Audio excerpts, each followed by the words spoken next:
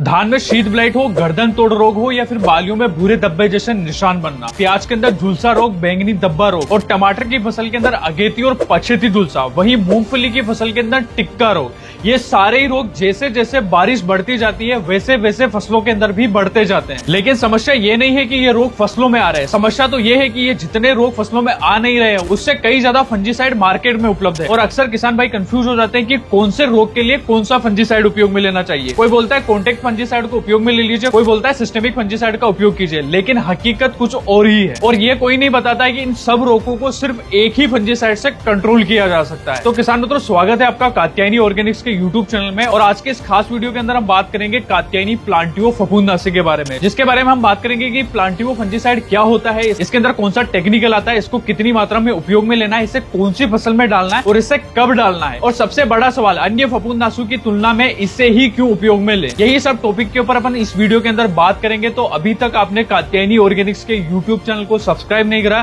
तो नीचे दिए बटन पर जल्दी से क्लिक करके चैनल को सब्सक्राइब कर लीजिए और बिना किसी देरी के इस वीडियो को अपन शुरू करते हैं।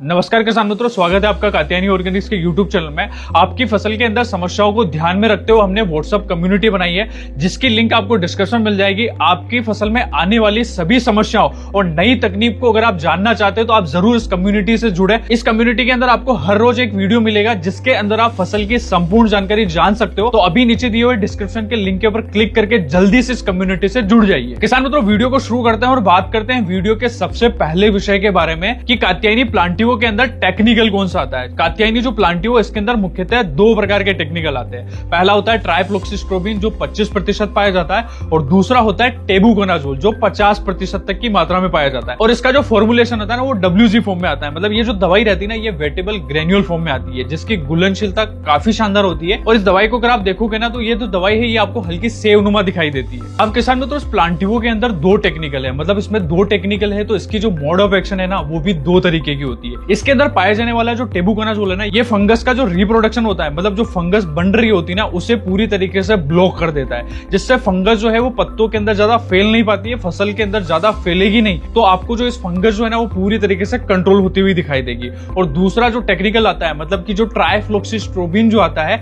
इसका जो एक्शन होता है ना ये क्या करता है ना, जो फंगस रहती है ना उसका जो रेस्पिरेटरी सिस्टम रहता है, मतलब जो श्वसन क्रिया रहती है ना उसे पूरी तरीके से ब्लॉक कर देती है, उसकी जो क्रिया को पूरी तरीके से रोक देती है, जिससे फंगस जो है वो ज्यादा तरीके से फैल नहीं पाती है और फंगस जो है वो आपको जहां लगी हुई ना वहीं के वहीं कंट्रोल होते हुए दिखाई देती है। किसान मित्रों, प्लांटियो की एक और खास बात होती है कि इसके अंदर 3 एक्शन पाई जाती है, मतलब ये प्रिवेंटिव के रूप में भी काम करता है, क्यूरेटिव भी काम करता है और इरेडिकेटिव भी काम करता है। मतलब कि ये जो फफूंदनाशी है ना ये फसल के अंदर रोग लगने से पहले भी इस्तेमाल में ले सकते हो और फसल को रोग सबसे ज्यादा प्रभावित कर रहे हैं तो भी आप इसे इस्तेमाल में ले सकते हो। और इरेडिकेटिव का मतलब होता है अगर आप इस फंजीसाइड को फसल के अंदर उपयोग में लेते हो ना तो जो फंगस है ना ये पूरी तरीके से उसे एक ही झटके के अंदर साफ कर देता है। किसान मित्रों, वीडियो में आगे बढ़ते हैं और बात करते हैं अगले टॉपिक के बारे में कि आखिर में इस प्लांटियो को कौन सी फसल में उपयोग में लेना है और कौन से रोगों के ऊपर इसके रिजल्ट जो है वो काफी शानदार देखने को मिलते हैं। अगर आप प्लांटियो को उपयोग में लेने चाह रहे हो तो आप इसे वैसे तो सभी प्रकार की फसलों में उपयोग में ले सकते हो, चाहे वो सब्जी वर्गीय फसलें हो,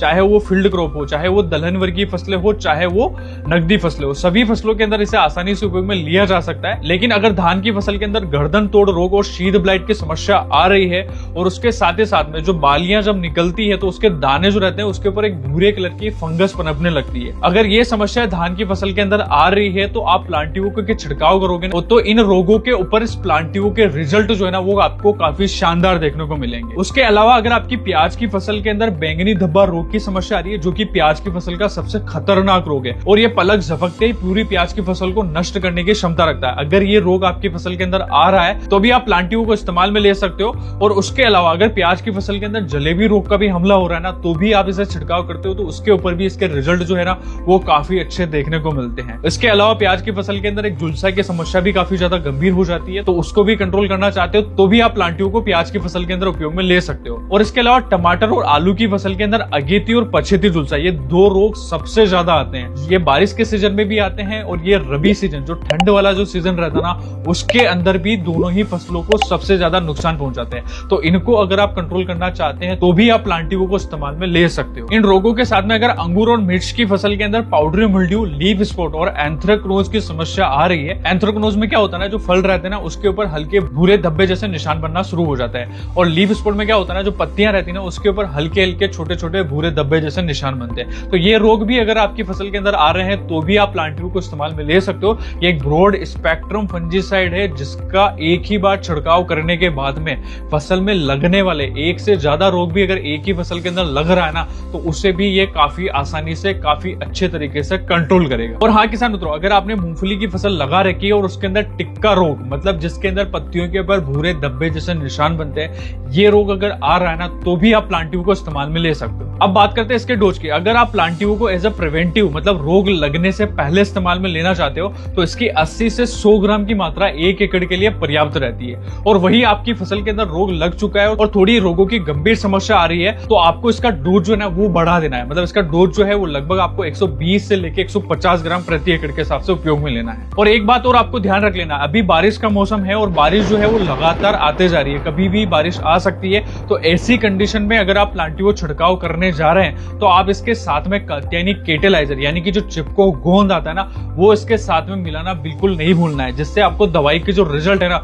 वो आपको शानदार देखने को मिले। और ये कात्यायनी कैटेलाइजर जो है ना ये भी 3 तरीके से काम करता है। मतलब ये स्प्रेडर यानी कि जो दवाई रहती है ना उसे फैलाने का काम भी करता है, और पेनिट्रेटर मतलब कि दवाई जो रहती है ना उसे पत्तों के अंदर, रंध्रों से अंदर तक फैलाने का और पौधे के पूरे भाग में फैलाने का काम अच्छे से करता है। और इसके अंदर एक और एक्शन होती है, स्टिकर के रूप में भी काम करता है। मतलब जो दवाई रहती है ना उसके पत्तों की जो सतह रहती है ना उसके ऊपर अच्छे से चिपका देता है, जिससे दवाई जो है वो बारिश आने के बाद में धुलती नहीं है और दवाई के जो रिजल्ट है वो आपको 100% तक देखने को मिलते हैं। और केटेलाइजर का जो डोज है वो आपको 5 ml प्रति पंप के हिसाब से रखना है। और अगर आप 150 से 200 लीटर मतलब ड्रम के अंदर मिला के छिड़काव कर रहे हो तो इसकी 50 ml की मात्रा को 1 एकड़ छिड़काव के लिए उपयोग में लेना है। तो अब किसान मित्रों सबसे जरूरी बात यह है कि इसे अन्य फफूंदनाशी की तुलना में उपयोग में क्यों लेना है। तो प्लांटिवो को उपयोग में लेने के 3 सबसे बड़े फायदे हैं। पहला तो ये जो फफूंदनाशी है ना ये लंबे समय तक रिजल्ट देता है। मतलब अगर आप इसका छिड़काव करते हो ना तो इसके रिजल्ट जो है आपको दूसरे जो जेनेरिक फंजीसाइड है उसकी तुलना में ज्यादा देखने को मिलेंगे। और दूसरा सबसे बड़ा फायदा है कि इसके अंदर जो है वो ट्रिपल एक्शन पाई जाती है। मतलब कि ये प्रिवेंटिव के रूप में भी काम करेगा, क्यूरेटिव के रूप में भी काम करेगा और इरेडिकेटिव के रूप में भी काम करता है। मतलब कि एक जो फंजीसाइड है उससे आपकी जो फसल है वो 3 गुना सुरक्षित रहेगी। और इसका तीसरा सबसे बड़ा फायदा होता है कि ये ब्रॉड स्पेक्ट्रम फंजीसाइड के रूप में काम करता है। मतलब कि अगर आपकी फसल के